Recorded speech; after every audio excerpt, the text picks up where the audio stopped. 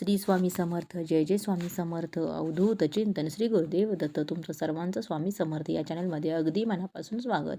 स्वामी महाराज तुमच्या सर्व चांगल्या इच्छा पूर्ण करोत ही स्वामींच्या चरणी प्रार्थना करते आणि आजच्या या व्हिडिओला सुरुवात करते.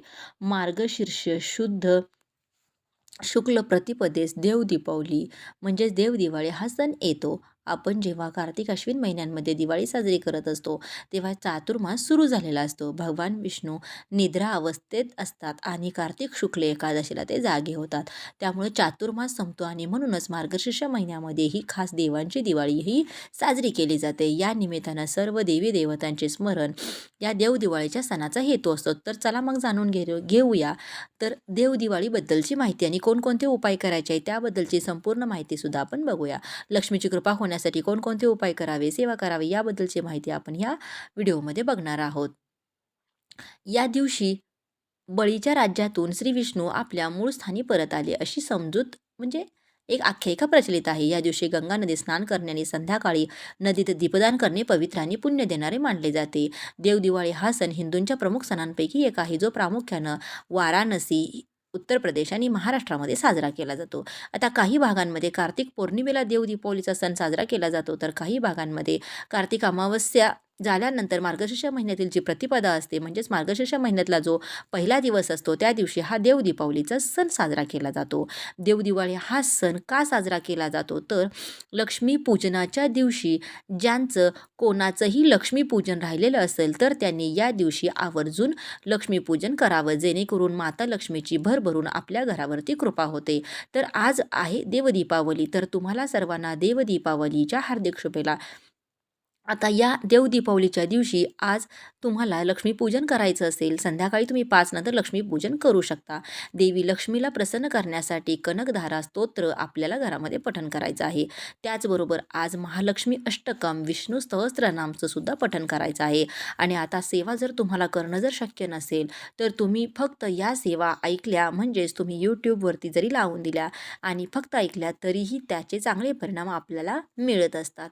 पण ज्यावेळेस आपण एखादी सेवा करतो त्यावेळेस त्याचे जे काही फायदे आहेत म्हणजे आपल्या तोंडातून ज्यावेळेस ते स्तोत्र आणि मंत्र पडतात तर त्याचे जे फायदे आहेत तर ते अजून चांगले आहेत हे आपल्याला होत असतात.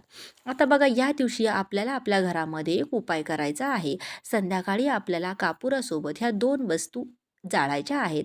आता आपल्या जीवनातील जी काही शत्रुपीडा असेल, वास्तू दोष असेल, पितृदोष असेल, नजरबाधा असेल, हे दोष आपल्या घरामध्ये आहेत तर ते दूर व्हावे म्हणून, त्याचबरोबर आपल्या घरातील भांडण कटकट हे संपण्यासाठी, पतीची मुलांची भरभरून प्रगती होण्यासाठी आज आपल्याला संध्याकाळी कापूर जाळायचा आहे. आणि याच्यामध्ये सकारात्मक ऊर्जा असते. ज्यावेळेस आपण कापूर रोज घरामध्ये जाळत असतो तर त्यावेळेस आपल्याला अश्वमेध यज्ञ केल्याचं पुण्य हे मिळत असतं. पण प्रत्येकाला हे शक्य नसतं किंवा आत्ताच्या धावपळीच्या जीवनांमध्ये आपल्याला ते रोज करणं देखील शक्य नसतं. पण ज्यावेळेस आपण पवित्र तिथी असतात त्या पवित्र तिथींना ज्यावेळेस आपण काही उपाय करतो तर त्याचे 1000 पटीने फायदेही आपल्याला होत असतात. आता बघा आपल्याला देव दीपावली तर आज पृथ्वी तलावरती भगवान विष्णू माता लक्ष्मी भ्रमण करत असतात आणि बघत असतात की त्यांच्यासाठी कोण उपाय करत आहे, कोण सेवा करत आहे, कोण कष्ट करत आहे हे संपूर्ण बघत असतात. भगवान विष्णू आणि माता लक्ष्मी बघत असतात आणि त्यांच्यावरतीच ते खूप प्रसन्न देखील होत असतात. तर आज संध्याकाळी आपल्याला हा उपाय करायचा आहे. संध्याकाळी 5 नंतर तुम्ही हा उपाय केला तरीही चालेल. ज्यावेळेस देव दीपावली असते तर त्यावेळेस जे विष्णू तत्व, जे लक्ष्मी तत्व पृथ्वीवरती असतं ते 1000 पटीने जास्त असतं. त्यामुळेच त्या तत्वांचा फायदासुद्धा आपल्याला होत असतो. तर आज संध्याकाळी तुम्हाला 5 नंतर ज्यावेळेस माता लक्ष्मी आपल्या घरामध्ये आगमन करत असते त्यावेळेस तुम्हाला हा उपाय करायचा आहे.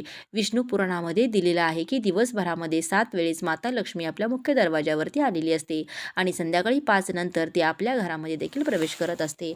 त्यामुळेच त्यांना प्रसन्न करण्यासाठी आपलं घर त्यावेळेस स्वच्छ असणं गरजेचं आहे. कारण स्वच्छ घरामध्ये सकारात्मक ऊर्जा असते. त्यामुळे घरामध्ये भांडण कटकट वाद असेल तर चुकूनही करायचा नाही. आज धूप दीप अगरबत्ती गंध फुलं अक्षदा यांचा सुवास आपल्याला घरामध्ये दरवळलाच पाहिजे. कारण त्यानंतर आपल्या घरामध्ये जी काही लक्ष्मी माता येणार आहे तर ती लक्ष्मी मातासुद्धा तर त्यामुळे आकर्षित होत असते. आता बघा, आपल्याला आज संध्याकाळी कापूर घ्यायचा आहे. कापूर घेत असताना तुमच्या भीमसेनी कापूर तुम्ही घेत असेल तर तो घ्या. मग जरी नसेल तर साधा कापूर असो तो घेतला तरीही चालेल.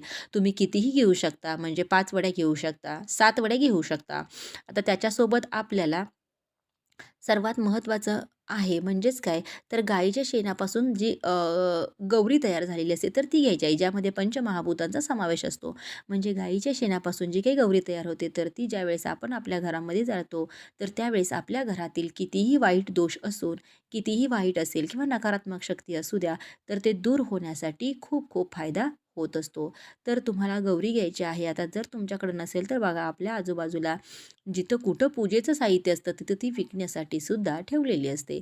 तर तिथून तुम्हाला ती गौरी आणायची आहे आणि ती आपल्याला एखाद्या प्लेटमध्ये किंवा ताटामध्ये ठेवायची आहे. अगदी छोटासा तुकडा जरी तुम्हाला भेटला तरीही चालेल, काहीच अडचण नाही. त्यानंतर तुम्हाला त्याच्याबरोबर दुसरी जी वस्तू लागणार आहे तर ती म्हणजे आपल्याला गाईचं तूप लागणार आहे. गाईचं तूप आणि गाईची गौरी, तर ह्या झाल्या 2 वस्तू.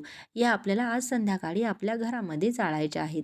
आता त्या कशा पद्धतीनं जाळायच्या आहेत तर बघा, एका प्लेटमध्ये तुम्हाला ती गौरीचा तुकडा ठेवायचा आहे किंवा एखाद्या मातीच्या भांड्यामध्ये ठेवायचा आहे. त्यानंतर त्यावरती तुम्हाला थोडंसं तूप टाकायचं आहे आणि आता हा उपाय तुम्हाला कुठे करायचा आहे तर तुमच्या देवघरासमोर बसून करायचा आहे. दिवासमोर आसन टाकायचं आहे, दिवा प्रज्वलित करून घ्यायचा आहे, धूप, दीप, अगरबत्ती लावायची आहे आणि त्यानंतर तुम्हाला कापूर त्या दिव्याच्या साहाय्यानं प्रज्वलित करायचा आहे आणि त्या गौरीवरती तुम्हाला हा कापूर ठेवायचा आहे आणि त्यानंतर गौरी थोडीशी पेटली की त्यानंतर लगेच तुम्हाला तुपाची आहुती त्या गौरीवरती द्यायची आहे. अशा पद्धतीनं तुम्हाला हा 11 वेळेस असं तुपाची आहुती द्यायची आहे. म्हणजे गौरीवरती द्यायची आहे. तर सर्वात प्रथम चमच्यामध्ये पहिल्यांदा तूप घ्यायचं आणि त्यानंतर ओम ऐं महालक्ष्मी नमो नमः म्हणायचं. आता पहिलं तूप टाकायचं, परत त्यानंतर परत तूप घ्यायचं. ओम ऐं महालक्ष्मी नमः असं म्हणायचं आणि परत तूप टाकायचं. असं 11 वेळेस करायचं आहे. त्यानंतर या गौरीची जी काही धूर आहे तर ती संपूर्ण घरातून तुम्हाला फिरवायची आहे. एकही म्हणजे आपल्या घरातील कानाकोपरा सुटता कामा नये. म्हणजे प्रत्येक खोलीतून ती फिरवायची आहे. फिरवत येत असताना आपल्या मनामध्ये महालक्ष्मीच्या कोणत्याही मंत्राचा, तुम्हाला जो कुठला मंत्र येत असेल त्याचा तुम्हाला जप करत राहायचा आहे. ओम ऐं महालक्ष्मी नमो नमः या मंत्राचा जप केला तरीही चालेल. त्यानंतर तुम्हाला आपल्या उंबरठ्यावरती यायचं आहे. उंबरठ्यावरती सुद्धा संपूर्ण त्याची धुळी तुम्हाला द्यायची आहे आणि त्यानंतर तुम्हाला देवी लक्ष्मीला प्रार्थना करायची आहे आणि त्या वस्तू तिथंच तुम्हाला ठेवायच्या आहेत. जोपर्यंत जळत आहे तोपर्यंत जळून द्यायच्या आहेत. शांत झाल्या की ती जी काही राख आहे तर ती घरातील प्रत्येक व्यक्तीच्या कपाळाला लावायची आहे आणि त्यामध्ये माता लक्ष्मीचा आशीर्वाद हा समाविष्ट झालेला असतो. आणि त्यामुळे जर आपण घरातील व्यक्तींच्या कपाळाला जर ती लावली तर त्यामुळे कोणताही जो काही वाईट दोष असतो तर ते नष्ट होण्यासाठी मदत होते. त्यानंतर या राखेचं काय करायचं तर तुमच्या घरामध्ये झाड असेल तर त्या झाडांना तुम्ही ती टाकू शकता किंवा झाडं नसतील तर मग तुम्ही निर्माल्यात देखील टाकू शकता. पाण्यामध्ये प्रवाहित केली तरीही चालेल. अशा पद्धतीनं आपल्याला हा जो उपाय आहे तर तो करायचा आहे. तर तुम्ही नक्की करून बघा, त्याचा तुम्हाला फायदा होईल. झालेली सेवा महाराजांच्या चरणी रुजू करते आणि व्हिडिओ जर आवडला असेल तर व्हिडिओला लाईक, शेअर आणि सबस्क्राईब करायला विसरू नका. भेटूया पुढच्या एका छानशा नवीन व्हिडिओसोबत. तोपर्यंत श्री स्वामी समर्थ. जय जय स्वामी समर्थ.